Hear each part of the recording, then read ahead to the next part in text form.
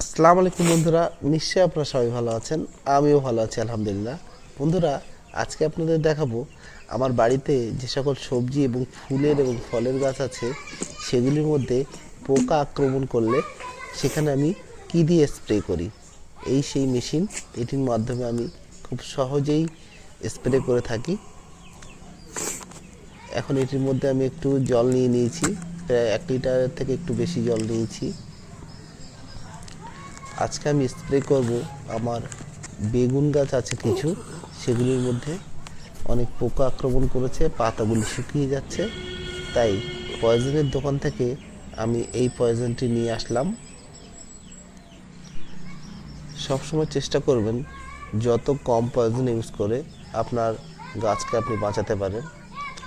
আর যদি হার্বাল কোনো পদ্ধতিতে আপনি স্প্রে করে গাছ বাঁচাতে পারেন সেটা আরও ভালো। কিন্তু যেহেতু এটা বেগুন গাছের জন্য আমি নিয়ে এসেছি, কারণ বেগুন গাছে অত্যাধিক পোকা আক্রমণ করে, তার কারণে এই পয়জন না ইউজ করলে গাছগুলিকে বাঁচানো যাবে না।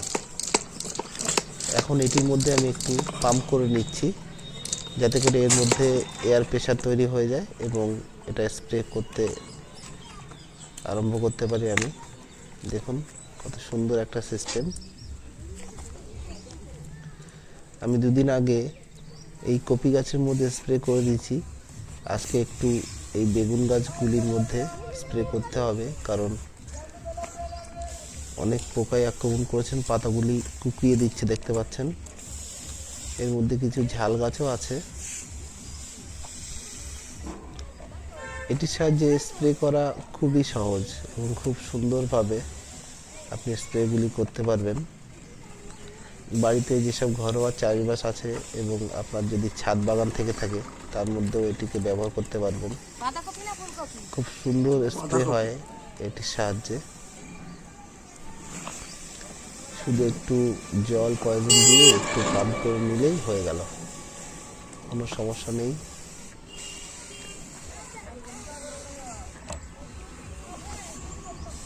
দেখতেই পাচ্ছেন কত সুন্দরভাবে স্প্রে হচ্ছে এটির সাহায্যে।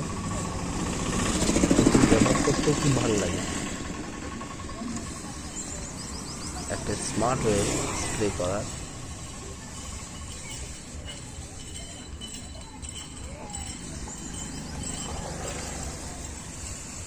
বেগুন গাছগুলি আজ 10-15 দিন হলো বেশ সুন্দর হয়ে উঠেছে,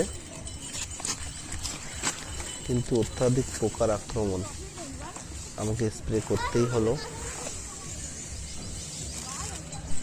তাই বন্ধুরা, দেখা হচ্ছে পরবর্তী কোনো ভিডিওতে, এবং গাছপ্রেমী মানুষদের বলবো আমার চ্যানেলটি অবশ্যই সাবস্ক্রাইব করে রাখবেন এই ধরনের ভিডিও দেখতে।